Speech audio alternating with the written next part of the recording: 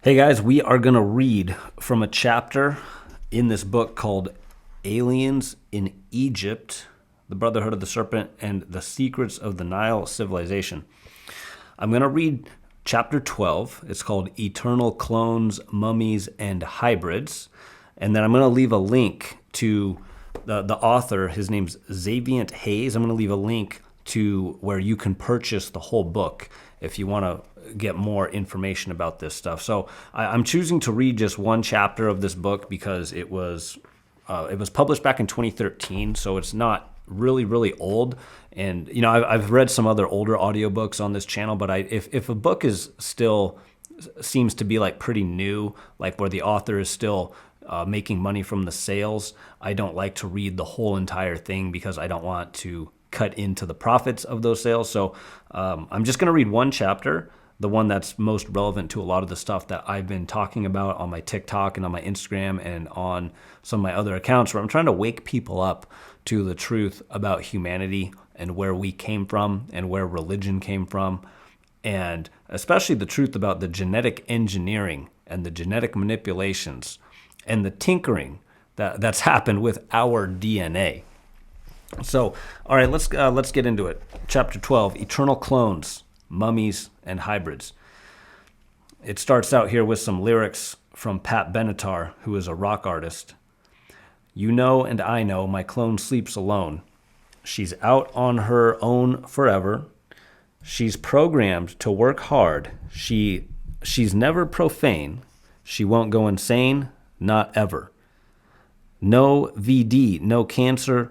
On TV's the answer. No father, no mother. She's just like the other. And you know, and I know, my clone sleeps alone. The Egyptians believed the body was a manifestation of physical harmony formed by the divine complexities of the soul. The closest translation to English of their word for death, which they don't have a word for, is a term referred to as westing, because it is associated with the sun's disappearance on the western horizon each night. Similar to other ancient cultures, the Egyptians believed in reincarnation, just as the sun sets each day in the west and rises each day in the east. Thus was death and rebirth. The ancient Egyptians elaborated on their beliefs about the afterlife by preparing earthly bodies with specific ceremonial procedures and mummification. They sounded the deceased with their personal material goods, including furniture, wine, and food. Included were the mummified remains of the physical bodies and internal soft organs. Following the prescribed funerary rites, the organs were soaked in perfume and kept in vases called canopic jars. When discussing these practices, traditional Egyptologists claim that the Egyptians were obsessed with death. It seems unlikely that the Egyptians would be obsessed with an idea they didn't even conceptualize, per se. Instead, the obsession is more with resurrection and rebirth. The ancients believed that if the physical body had met all its earthly needs, the soul would be free to move into the realms of the afterlife. More importantly, the ties to the earthly world would be severed, leaving the essence of the soul a choice to reincarnate or not without being tethered to the former life.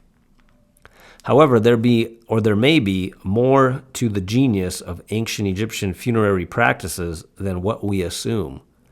Ancient Egyptians taught a populace the importance of living a good life just by instilling in their minds the parable known as the weighing of the heart ceremony. When our soul leaves our body at the point of death, Anubis, the jackal-headed god, met that soul. Anubis would announce to the one who had passed that he had dropped his earthly garment. The deceased then stood before the gates of the underworld and had his heart weighed against the goddess Ma'at, or Ma'at's feather of truth. The soul itself would judge its own accomplishments in life, and if any remembrance brought heaviness to the heart, the scales would tip. That's a much different narrative than the Christian religion. The Christian religion says there's this God that's going to judge you and throw you in a lake of fire. But this narrative says you're going to judge yourself and see how you did. Much, much different. Fair witness or objective onlookers would observe the evaluation. Had the life been lived well and in a moral fashion, the heart would be light as a feather, and the soul would proceed to the next realm of the underworld. Judaism and Christianity would distort this scene thousands of years later. Sorry, I threw in my commentary, and he actually just elaborated on exactly what I just said in my commentary. All right, maybe I'll just stop with the commentary because it sounds like he's already on the same frequency I am. This author. Okay, let's read that again. Judaism and Christianity would distort the scene thousands of years later, calling it Judgment Day. In the Christian version, Peter meets the soul at heaven's gate. A life review would ensue, and external adjudicators would harshly judge the person. Religious fables instilled the fear of God and the eternal damnation to hell if the deceased had not followed the commandments. This revision of the collective cultural myth significantly changed not only visions of what happens when people die, it also changed how people live. But the church did not stop there. The idea of reincarnation was a widely accepted notion in the religious beliefs of most ancient cultures. Even early Christianity appears to accept this natural cyclical progression. Nature recycles everything. It is how new life is fostered from death. The foundation of reincarnation is the idea that our souls cannot learn every lesson in one life. Dramatically, in 325 CE at the Council of Nicaea, reincarnation was outlawed after Constantine declared Christianity to be the state religion of Rome. Talked about that a lot recently in my TikTok videos about how Constantine manipulated all this stuff and formed a fake religion out of it called Christianity. There were dire consequences for anyone who continued to believe in reincarnation, and offenders would be tortured and killed.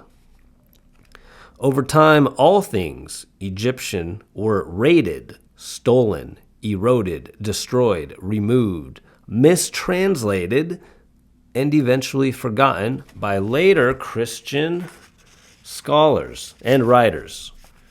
The Council of Nicaea decided which books would be included and excluded from the official Bible. Under the threat of punishment by death, some brave souls rescued scrolls in earthenware jars and hid them in caves. Dead Sea Scrolls. In 1945, some of these scrolls were found in a small village in Egypt near the Temple of Dendera. While all these sacred texts held a plethora of secrets, they were damaged. They were damaged fragments that were translated by Christian zealots and kept from the public for decades.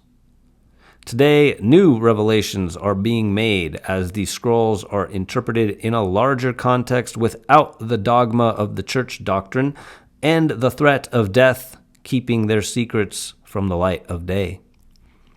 One of these discoveries is that early Christians believed in mummification. The Torah notes that Joseph's family was mummified and given a huge funerary celebration, and that Joseph died at the age of 110 years, and he was embalmed and placed in a coffin in Egypt.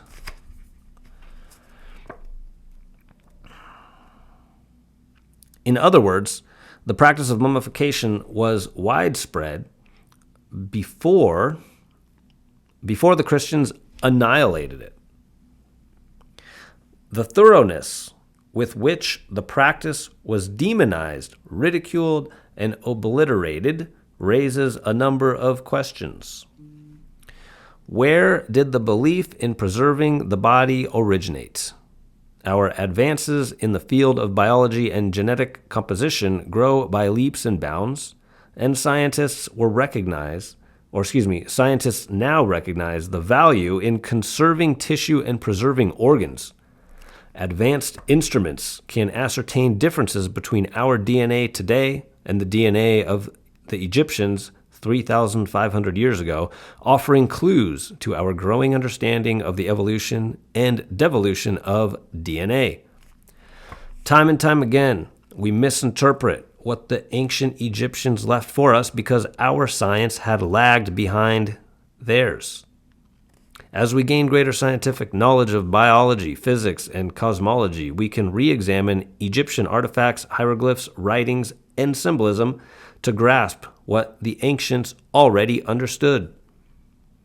We were not able to properly decipher those symbols because we had not reached the level of technology required to do so.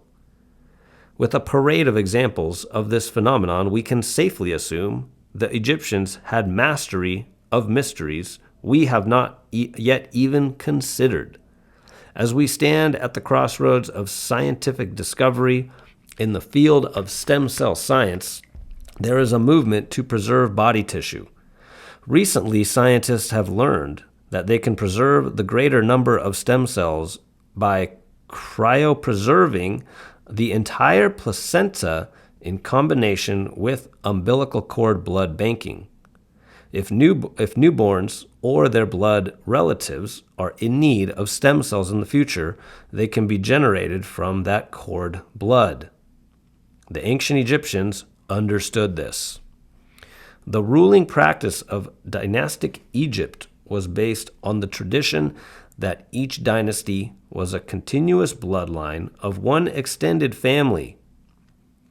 Each successive pharaoh had to marry the daughter of the pharaoh before him. In the last 10 years, science has gained considerable insight into mitochondrial DNA, or mtDNA, which seems to be the underlying factor in the dynastic rule of Egypt. Even though dynastic Egypt was increasingly patriarchal, past matriarchal and matrilineal practices were still depended on. When the bloodline came to an end, a new dynasty started. This kept the mtDNA intact, carried through the mother's bloodline, and ensured the matrilineal descent through the X chromosome. The father line carries the Y chromosome, which is inconsequential in matrilineal descent. For example, if we were to examine the mtDNA of a family circle composed of 5 related individuals and a friend, the first thing we would see is there is one person outside the bloodline. Next, we would see that, like rings on a tree that increase one per year, the marks of mtDNA can show the oldest, the middle, and the youngest of the related individuals. If we were allowed to examine samples of mtDNA of Egyptian mummy tissue, we would be able to conclusively point out who is related to whom and who is in a different bloodline, and who is older and who is younger. This process is essential in tracing the bloodlines through the remaining royal mummies of dynastic Egypt. During the 1800s and the 1900s, large caches of Egyptian royal mummies were found, unwrapped, and shipped all over the world. And some were put back into different sarcophagi than they were found. Tomb raiders and rogue explorers were in search of treasure and had little reverence for the ancient beings they were robbing. As a consequence, there is a muddle in the family trees of almost all the dynasties, that the king or that of King Tutankhamun being the most notorious. However, modern Egyptology carries its own agenda when it comes to the DNA testing of mummy tissue, with a long history of sabotage, especially in the case of King Tut. We had been told that the ancient Egyptians designed their burial methods with spiritual reincarnation in mind. However, it is much more likely that they were actually planning a physical reincarnation as well, considering that they had all their organs separated and sealed in different containers. We can hoist that they were also intending to return to Earth in physical form. They just didn't realize how long it would take. One of the mysteries of nature is the life of the caterpillar. It is a small creature that lives long enough to wrap itself in a cocoon for a few days while generating internal energy that miraculously produces a metamorphosis. When the process is finished, the cocoon drops away and from it a beautiful butterfly appears. This mystical progression cannot be duplicated in a lab, but scientists have created butterfly hybrids. By combining the two different colored butterflies native to Central America, researchers at the Smithsonian Tropical Research Institute in Panama have created unique laboratory-born butterflies. This experiment, and many like it, offer an abundance of new knowledge about creating and preserving hybrid species in labs. The results reveal a significant amount of information as to what the ancients might have actually had in mind during the process of mummification and organ preservation. The ancient pharaohs themselves might have lost track of the initial concept of mummification's links to cloning. In the eyes of the Sphinx, Eric von Daniken writes, the original purpose, the hopes of physical reincarnation, was quickly forgotten, promoted by the priesthood, which made a large profit from the business of mummification. The resulting industry proved far more lucrative than its initial purpose. With the advancements in DNA research, it is now possible to extract DNA from the cells of ancient mummies. Mummified DNA can preserve for eternity the genetic message contained within cells. With proper preservation of these elements, a mummified body can theoretically provide genetic information to generations far into the future. Perhaps the ancient Egyptians were recounting stories of procedures their distant ancestors witnessed thousands of years before. Nevertheless, it seems clear that they understood the preservation of body tissue and soft organs as well as the science behind cloning. In the crypts of Hathor's temple at Dendera, there are frescoes of light bulbs depicting high on the front and back walls. But what these devices are depicting remains a topic of much debate. The popular theory is that these tubes represent a form of lighting or an ancient form of battery conducting electricity. Considering that no soot has ever been found near the walls adorned with hieroglyphs, scientists have always wondered what source of light was used while composing and chiseling these intricate, perfectly aligned symbols. Another theory about the light bulbs is that they represent an incubator or a test tube, which clearly shows a serpent wiggling its way through the bulb. One may very well consider this ancient illustration of the Shimsu Hor's knowledge of the advanced DNA and cloning techniques. In both the crypt and the room off the hypostyle hall, there are males holding enormous devices. The bulbs themselves are as long as the men are tall. The base of the bulb has a large lotus flower as the exterior container of sorts. Inside the bulb is a serpent-like specimen undulating upwards.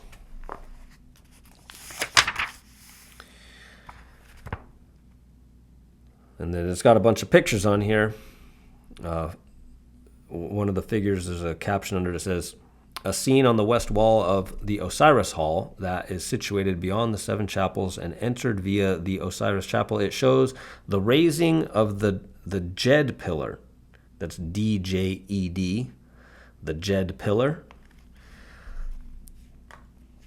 These tubes representing the Shemsu Hor, or Shemsu Or, it's H-O-R, and DNA contain images of serpents and are connected to and grow out of the blue lotus flower, a symbol of the sacred feminine that gives life. Over time, these images would be misinterpreted and eventually morph into myths and speculation.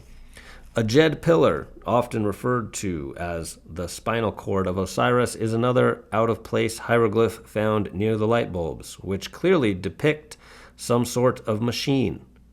It can be seen covering an entire wall, being propped up by men almost half the size of the device. Other strange glyphs and symbols can be found accompanying the Jed. The entire scene may be communicating to us the secrets of cloning and DNA. Why else would the Egyptians go through all the trouble of mummification if they never expected to preserve DNA to have the function, or to have a function, in the distant future? This is possibly that what E.A. Wallace Budge argues. Egyptians firmly believe that besides the soul, there was some other element of the person that could rise again. The preservation of the corruptible body, too, was in some way connected with the life in the world to come, and its preservation was necessary to ensure eternal life. Otherwise, the prayers recited to this end would have been futile, and the time-honored custom of mummification or mummifying the dead would have no meaning. It turns out that humans were not only beings that Egyptians mummified. The original purpose of mummifying animals may have been to preserve DNA for a variety of species. However, the sheer number of similar specimens may have turned into a business for the priesthood, because archaeologists have been shocked to discover that almost every living thing in Egypt was, at some point, mummified. Scorpions, weasels, fish, eels, rats, and cats were all preserved and wrapped in cotton. Mummies of mammals, amphibians, and reptiles were found in abundance in ancient Egypt. In archaeological excavations carried out in the 1920s, it is estimated that over 4 million jugs filled with mummified ibis birds and 200,000 mummified crocodiles have been discovered near the Fayum Oasis. An ancient cult of mummification stretches back into the mysteries pre-dynastic era of Egyptian history. It seems that the preservation of DNA was so powerful that it remained in in the consciousness of Egyptians for thousands of years after the initial experiments. Creation myths from ancient Babylon introduce us to a list of rulers associated with a time before the flood. After the floodwaters receded, these rulers went to work maintaining and experimenting with creatures that had survived. Ancient historian Eusebius gives us an account of this epoch and in the history of the Chaldean culture. In the first year appeared a monster endowed with human reason named Oannes, who rose from the Etherian Sea at the point where it borders Babylonia. He had the whole body of a fish, but above his fish head had another head, which was that of a man, and human feet emerged from beneath his fish tail. He had a human voice, and his image is preserved to this day. He passed the day in the midst of men without taking any food. He taught them use of letters, sciences, arts of all kinds, the rules for the founding of cities, the construction of temples, principles of law, and surveying. He showed them how to sow and reap. He gave them all that contributes to the comforts of life. Since time, nothing excellent had been invented. Or since at that time, nothing excellent had been invented. At sunset, this monster, Oannes, plunged back into the sea and remained all night beneath the waves, for he was amphibious. He wrote a book on the origin of things and civilizations, which he gave to men. George Smith, the translator and archaeologist from the 1800s, also talks about this half man, half fish being in one of his books, the Chaldean account of Genesis. In fact, I just posted some of those audiobooks, the first couple chapters on this channel. Following the Babylonian creation myth, a variety of strange creatures were born out of these dark waters. Some could reproduce themselves asexually, others procreated sexually, and some were hermaphroditic, carrying characteristics of both male and female natures simultaneously. Some beings bore humans with 2 wings, others with 4 wings and 2 faces, and still others with 1 body and 2 heads. There were horned humans who had the legs of goats and human horse creatures with hybrid bull features. These cross-cultural tales speak of diverse sorts of dragon-shaped beings, hybrid fish, reptiles, snakes, and many types of astonishing creatures of differing appearances. According to legend, the record of these creatures were preserved at the temple of Belus, built after the deluge.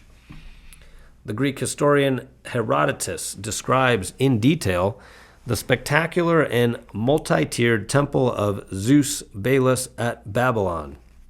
He never gives the god's Babylonian title Bel or name Marduk, but he marks him by the foreign epitaph Belus. The likelihood that the temple of Belus will be found are slim.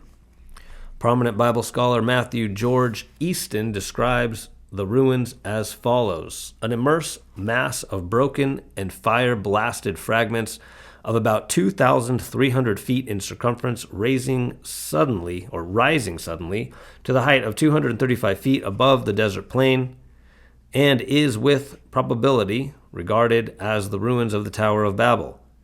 This is one of the most imposing ruins in the country. Others think it to be the ruins of the Temple of Belus. Corroborating the creation myth recounted by Eusebius is the newly revealed ancient Egyptian art from the Temple of Dendera that depicts the very creatures of which Eusebius speaks.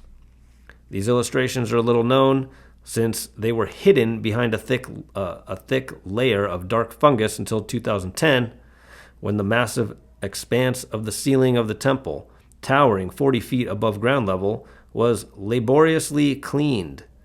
It may be reassuring to consider that the records of such creatures are left in fire-blasted ruins in a lost temple. That way, they can be easily dismissed as a fanciful Babylonian myth. When these creatures are visibly depicted one after another as bas reliefs across an enormous area, we need to pause and attempt to comprehend what is being portrayed. What did the Egyptians know, and how did they learn about these things? There are plenty of strange beasts and hybrid creatures found throughout ancient Egypt, and some of these bizarre biological anomalies can be verified by science today. Recent discoveries in biotechnology are redefining the realm of possible, or of the possible. As new data is integrated into our own developmental research, we see that what was once considered science fiction is now sprouting firm roots in modern technology. Fusing scientific discoveries in bioengineering, cell regeneration, and stem cell research, scientists have opened the gateway to the controversial science of cloning. Scientists in Britain have discreetly created more than 150 human-animal hybrid embryos in British laboratories and are on track to redefine what we know about stem cell therapy. There are even plans to clone a woolly mammoth from a well-preserved bone marrow found in a pristine femur bone discovered by Russian scientists in Siberia.